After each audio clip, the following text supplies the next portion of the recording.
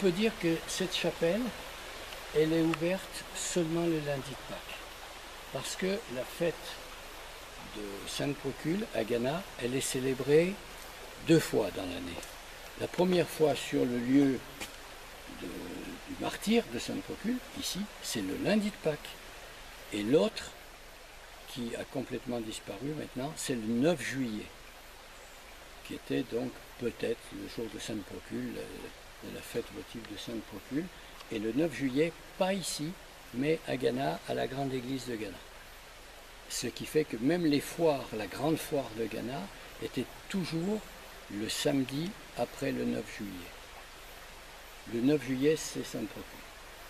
Et là, le lundi de Pâques, les gens venaient et viennent maintenant, depuis qu'on a relancé la fête, ça va faire presque 50 ans. Les gens viennent en procession toute la journée pour acheter le ruban, qui est un ruban rouge, qui rappelle le sacrifice, le sang.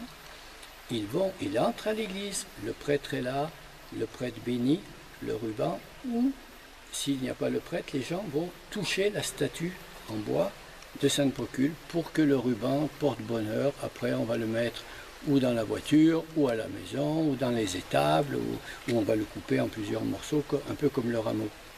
Et c'est pour porter bonheur. Et ça, c'est quelque chose qui continue. Mais que vous avez repris. Voilà, qui n'existait pratiquement plus. Quand ça avait disparu? En 1965. Vous avez recommencé. Parce que ça avait disparu quand? Il y avait encore... Non, c'était les derniers signes de cette tradition. Étaient encore des vieilles dames qui vendaient le ruban. D'accord. Mais les vieilles dames étaient très âgées. Ouais. C'était la fin. Et donc? Et il y avait aussi la fête profane. Fête religieuse et en même temps la fête profane. C'est-à-dire que ce jour-là, tout le monde sortait, c'était la fête de printemps. Parce que je pense qu'elle est calquée sur l'idée du solstice. Oui, comme toutes les fêtes. Donc comme toutes les fêtes.